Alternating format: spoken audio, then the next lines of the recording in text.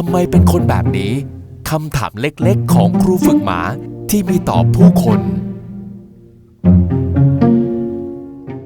สวัสดีครับ I am Kazu from Kazberium. Nice to meet you. Today, episode 1, I would like to introduce the person beside me, Professor Yuk. Please introduce yourself. ผมชื่อยุกติมุกดาวิจิตรนะครับก็เป็นอาจารย์สอนมนุษยวิทยาอยู่ที่มหาวิทยาลัยธรรมศาสตร์นะครับแล้วก็จริงๆงานวิจัยผมมันหลากหลายนะครับผมทำวิจัยเกี่ยวกับประเทศเวียดนามนะครับทำวิจัยเกี่ยวกับภาษาของชนกลุ่มหนึ่งในประเทศเวียดนามนะครับแล้วก็เคยอยู่ในเวียดนามเคยอยู่ที่สหรัฐอเมริกาเคยอยู่ที่ญี่ปุ่นช่วงสั้นๆนะครับแล้วก็กลับมาสอนที่เมืองไทยนะครับแล้วก็ทำวิจัยแล้วก็เขียนหนังสือเขียนบทความเขียนอะไรมากมายนะครับก็ลองไปเสิร์ชหาดูได้นะครับ So little bit, let's talk about pet dogs and their owners. Little bit, okay? Because here I am here as a dog trainer. So yeah, I have several questions. How does it come that dog parents usually or potentially have spoiling mindset to their own dogs? It could be from that aspects of their lifestyles. That I think it comes from that for one layers of the conditions of their life that they get used to with the way they raise or being raised by their parents or they raise their children in that way. So then they might think they might like transfer that way of raising their kids to dogs, to the pets. That could be the things.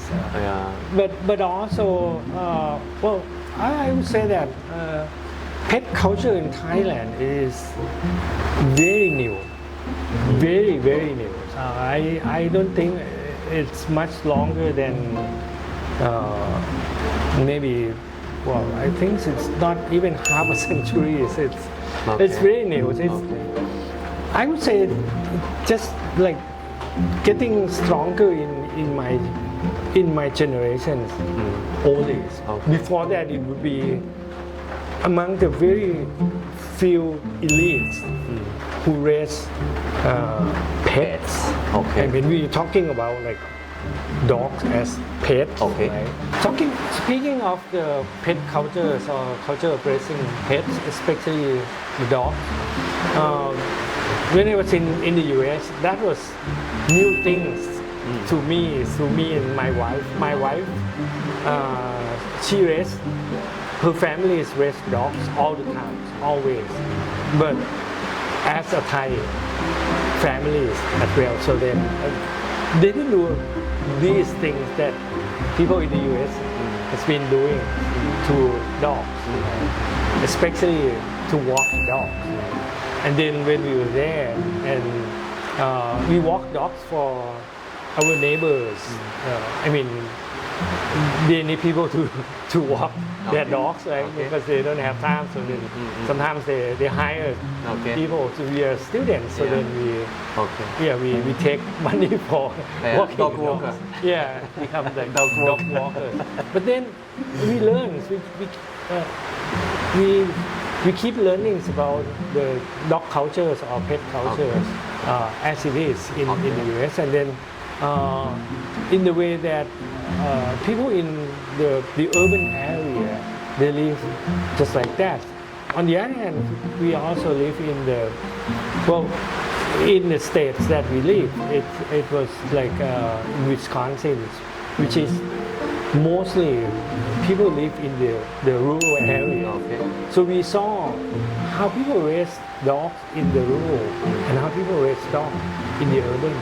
Even in the US, they're different because they live in different kind of atmospheres. They live in different the, like the landscape, the laws, the enforcement of the regulations of the cities different from regulations in the counties, in the rural areas. So then I think in Thailand we don't have that. Ever since we need to develop. That kind of culture. From my observation, well, another societies that is even newer in terms of raising dogs as pets is Vietnam.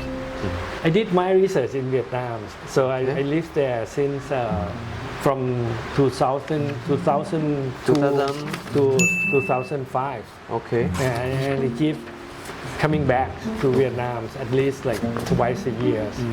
And I keep friendship with my friends in Vietnam. So then I observed, and then the society of Vietnam keep changing it a lot as you can follow from the economics and the politics, everything changed, including societies.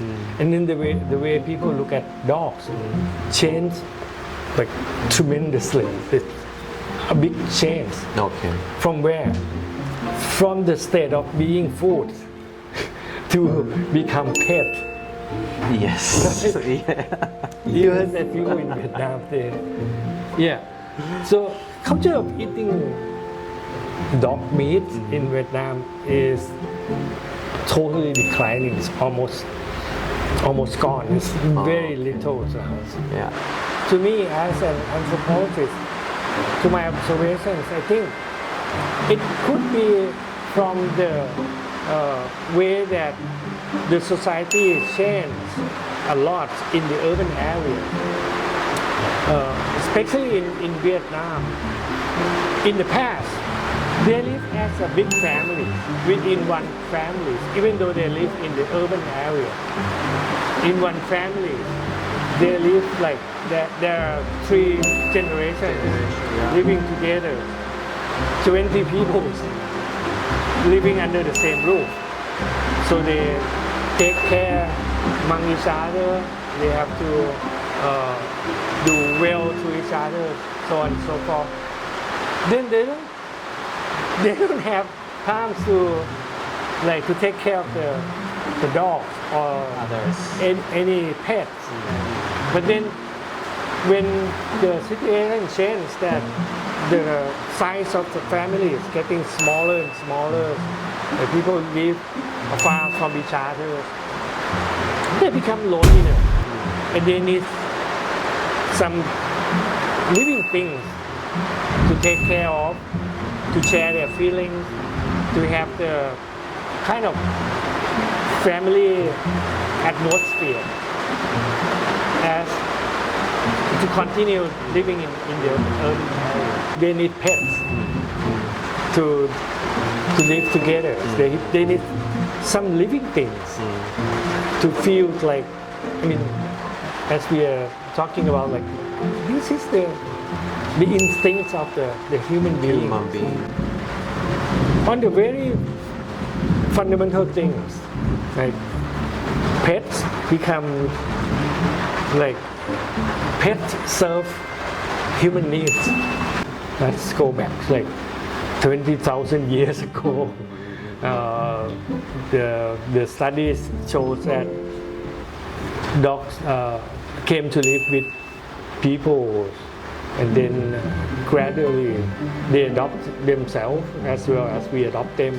Yeah. It's the 2 ways adaptations in a way. So it's like nowadays it's hard to say that like who domesticates who. I think it's because they adapt themselves to one another to live together.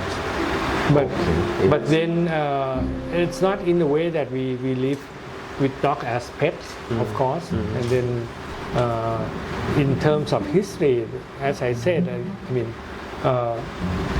dog becoming pets in a high society at first it might be like as long as 2000s or longer than that years in at least in China in the royal court societies in China but then much later as pets in Europe but we don't know in other societies right? Might happen in Egypt who knows or where else in the world Okay, so example, in my childhood,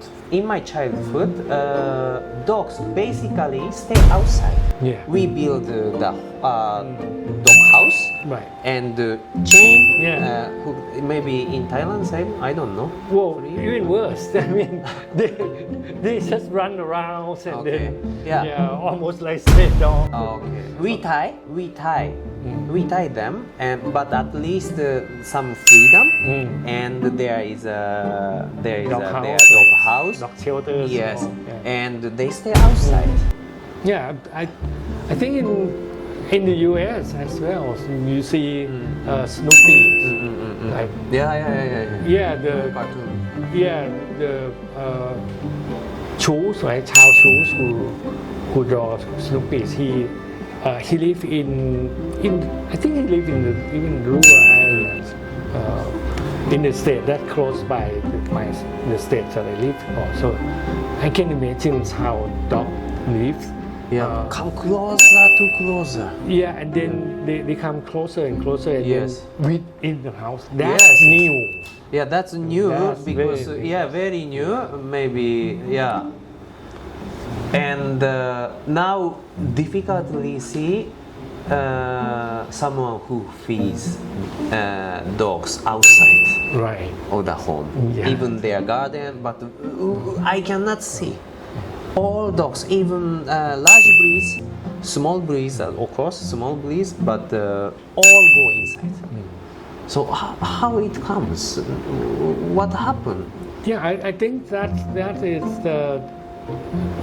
I can apply the same explanation to what's changed in Vietnam. Yeah, Vietnam, yes. But also in any parts of the world that I mean, when life changed from rural life into urban, more urban, and it's like we care for people more than like other creatures. So then, if you want to have pets, so you have to take good care of them and then bring them into your house, and you have to like control them. So you have to be able to like to order them to make them obey more than just like a free pets. But you so then and also as the structures of the family is smaller and smaller.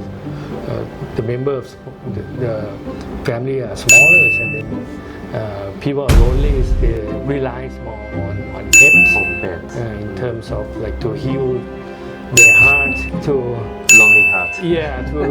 to have like some other creatures.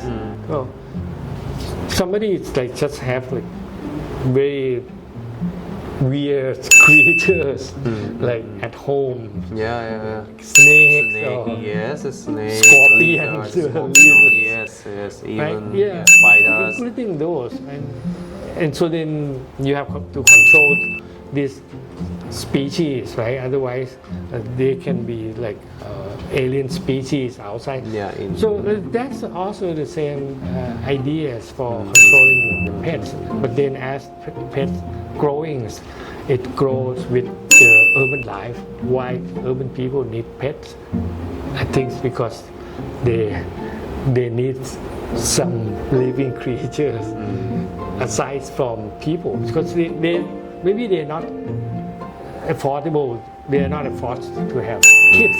They're not afforded to, or they don't want to have families. Yeah. They just want to create relationships as families with pets, which is like in a way it's easier to control. It's like more controllable for many. Right? But instead of living alone with the walls and chairs, furniture, maybe be some plants, right? People do plantings nowadays a lot.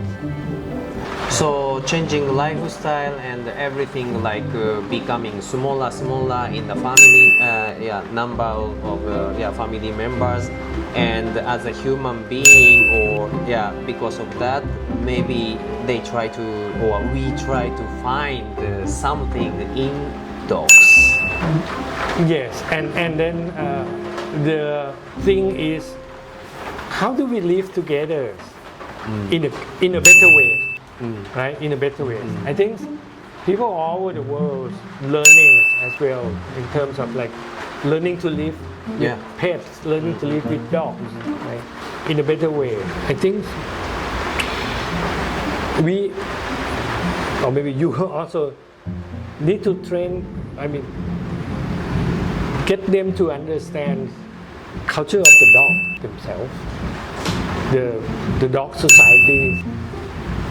They live. How do they live with us? Because in their minds, I mean in your clients' minds, they're thinking about dogs as part of families. So then they become humanized.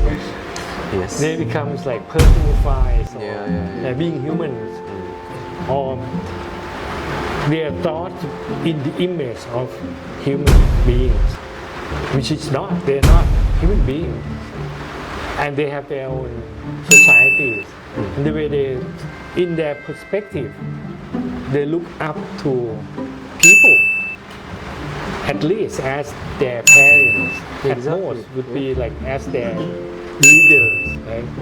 So you have to be leaders of the, of the families or of the dog's families. So I think. I always tell them, my clients and also my students, that indicates the good way, better way, always. You show the better way, always. Yeah.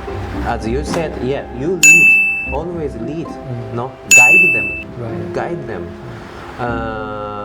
Yes. I hope my words can help them. I don't know exactly what they are thinking. Maybe I have to change myself too, how to communicate with my clients or my students, of course. But as you said, whatever we have to lead them. I think so, always. So why you give to your dog sit? None. Why you order to them? Why dog cannot order to you if you don't lead? Yeah. Yes. Why you order to make down? Wait. Why you order and why dogs don't order to you and why you don't allow dogs order to you? Why? Yeah. So this is obvious for me that you have to control them. Yeah. Yeah, so that's why I want from everybody that, pet parents as well, they try to control them. Control this word may be quite tricky, maybe for clients or pet parents, but I think they should lead them to nice way. Right. Yeah, so this is what I feel. Yeah. So thank you very much for listening to us. Hope you explore into yourselves more, and see you next episode.